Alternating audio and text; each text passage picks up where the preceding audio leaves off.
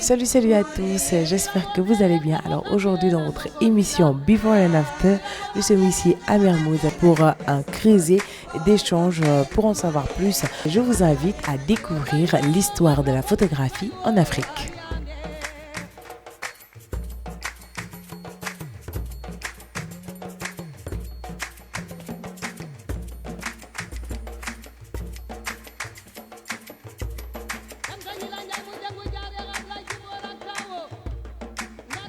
Je pense que l'idée d'organiser ce genre de rencontres, c'est dans les projets de la FAP. La FAP privilégie les échanges parce que la formation, elle est super importante. Et avec la formation, qu'on peut aller très loin. Et maintenant, le reste, c'est à la personne de penser, concept, voilà, et autres choses qui viennent après. La photographie, beaucoup de gens pensent que c'est quelque chose de réel. Nous, professionnels, nous savons que la photo, elle n'est pas réelle. Donc, l'interprétation de tout un chacun de comment les gens le font de la photographie, ces genres de débats permettent de recadrer et de comprendre comment les choses fonctionnent à travers le monde. Et d'où l'idée de ces genres de rencontres. Avant, ce qui était beaucoup plus mis en avant, c'était les photos de studio. Parce que moi, j'ai appris la photo de studio. Pendant ce temps, j'ai appris à faire des portraits. Et c'est ce que je dis. Le reste, ça veut dire que les photographies de cérémonie, mariage, baptême, c'est un passage obligatoire pour se nourrir de la photographie. Il nous faut maintenant comprendre une photo, une image, comme je l'ai dit. La plupart des gens font des images, mais il ne faut pas de photos. Parce que, je le dis et je le répète, une image peut être une photo, mais une photo peut ne pas être une image.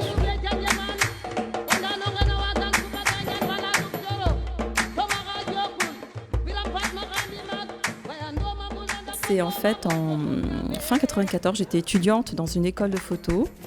Et j'entends parler de l'existence d'une biennale, la première édition des rencontres de la photographie à Bamako.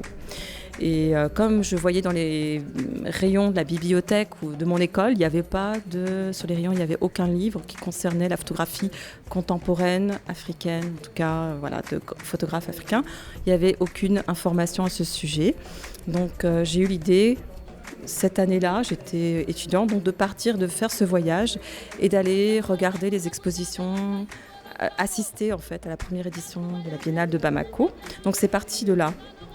Une fois arrivée sur place, j'ai vu des très belles expositions et tout, mais justement il y avait un manque crucial de connaissances, de connaître un peu le contexte, d'où ça venait, ces photographies, surtout les photographies plus anciennes, prises par des doyens qui étaient pour certains déjà décédés et tout. Donc je me disais, mais il y a plein d'histoires qui ne sont pas encore vraiment mises à jour. Et donc d'où l'idée de revenir l'année suivante, faire des recherches à Bamako sur l'histoire des photographes de Bamako. Donc depuis les débuts jusqu'aux années, donc à l'époque c'était encore les années 90. Il ne s'agit pas seulement d'admirer une photo, mais il faut comprendre un peu ce qu'il y a derrière la photo. Puis qui a pris la photo. Donc moi, je m'étais en fait surtout intéressée à l'histoire des photographes. J'encourage vraiment les amateurs, les amoureux de la photo, les photographes surtout, enfin ceux qui y croient, parce que voilà, à valoriser, à se réunir pour trouver tous les moyens de valoriser ce médium qui mérite vraiment une reconnaissance pleine et entière à l'égal des autres arts comme le cinéma ou la peinture, la musique, la danse. Les historiens de la photo, effectivement, sont moins nombreux. Donc il y a vraiment, à mon avis, il y a de quoi faire. Moi, j'encourage vraiment les gens qui s'intéressent à l'histoire du médium, à chercher à développer leur connaissance et voilà, peut-être à écrire de l'intérieur davantage cette histoire de la photographie en Afrique qui s'écrit plutôt de l'extérieur à l'heure actuelle.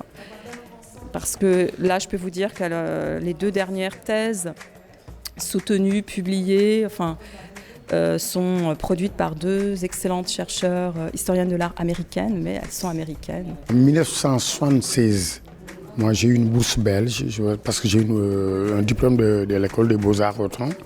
Et en 1976, j'ai eu une bourse belge. Et je suis allé aux Beaux-Arts Anvers, à l'Académie des Beaux-Arts Anvers, et j'ai étudié graphic design. Et quand je suis rentré, donc, j'ai travaillé dans les maisons d'édition parce que je suis dans l'illustration littéraire et scientifique.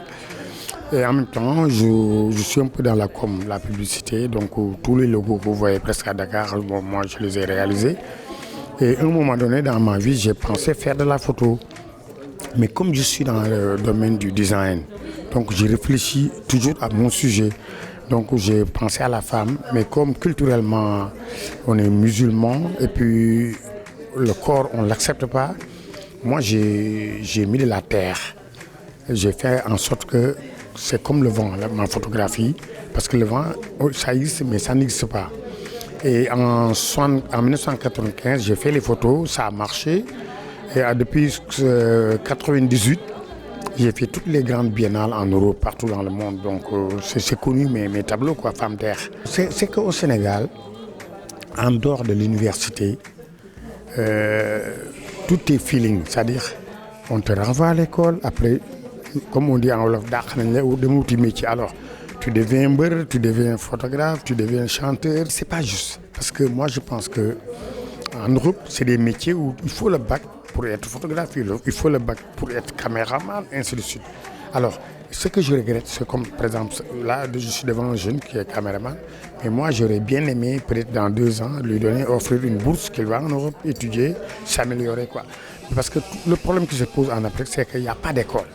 Il n'y a pas d'école pour être photographe, il n'y a pas d'école pour être caméraman, il n'y a pas d'école. Donc, on le devient. Et il y a un problème. Je suis dans un projet d'ouvrir une école de design, de photographie. Et le problème, c'est ça avec l'État. Il faut qu'il y ait des écoles de formation pour qu'on aille vers la qualité. Parce que la qualité, c'est ça qui fait un pays.